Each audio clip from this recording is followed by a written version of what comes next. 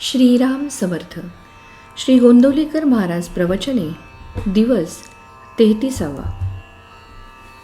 नामाने सद्बुद्धी उत्पन्न होते.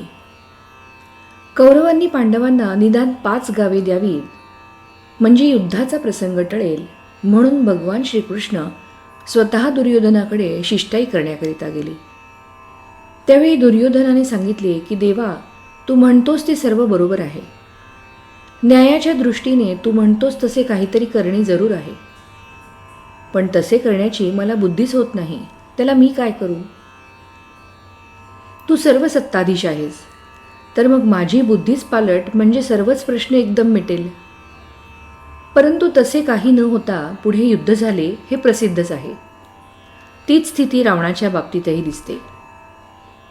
म्हणून सगुणरूपी अवताराने वासना किंवा बुद्धी पालटण्याचे कार्य होऊ शकत नाही असे दिसते. सद्बुद्धी उत्पन्न करण्याचे सामर्थ्य फक्त भगवंताच्या नामातच आहे. म्हणूनच त्रिकालाबाधित असणाऱ्या नामावताराची आता जरुरी आहे.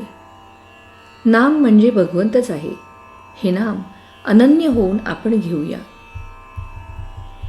एका माणसाची प्रकृती बरी होती, पण त्याच्या पायामध्ये काहीतरी दोष उत्पन्न झाला. डॉक्टर म्हणाला की जीव वाचवायचा असेल, बाकीचे सर्व शरीर टिकवायचे असेल तर पाय कापायला हवा. आता नुसता प्राण आहे, पण हात हलत नाही, पाय हलत नाही, डोळ्यांनी दिसत नाही, कानांनी ऐकू येत नाही, पण प्राण आहे तर उपयोग नाही. याउलट बाकी सगळे आहे पण प्राण नाही तरीही उपयोग नाही. प्राण आहे पण बाकीच्या गोष्टींपैकी एखादी नसली तर चालू शकेल. समजा कानाने ऐकू येत नाही, नाही तर नाही, कुठे बिघडले? उपासना अनुसंधान हे प्राणासारखे समजावे. बाकी व्याप आहे तो शरीराच्या इंद्रियांप्रमाणे समजावा. यात भगवंताचे अनुसंधान चुकले तर प्राणच गमावल्यासारखे आहे. ते सांभाळून जे करता येईल तेवढेच करणे जरूर आहे. ते न सांभाळता बाकीच्या गोष्टी केल्या तर अंती निराशा आहे. आमच्या मनासारख्या गोष्टी होत नाहीत म्हणून आम्ही दुःखी आहोत असे म्हणण्यापेक्षा ती गोष्ट आमच्या मनात आहे हेच दुःखमूळ आहे. अमकी गोष्ट सुखदायक आहे ही जी कल्पना आहे तीच दुःखमूळ आहे हे समजून आपण वागले पाहिजे. मांजर उंदराशी खेळते, ते त्याला धरील, परत सोडील, पुन्हा धरील, पुन्हा सोडील, पण शेवटी प्राण घेईलच त्याचा. तसे काळ आपल्याशी करतो आहे. आशेत गुंतवून ठेवील, पुढे जाईल.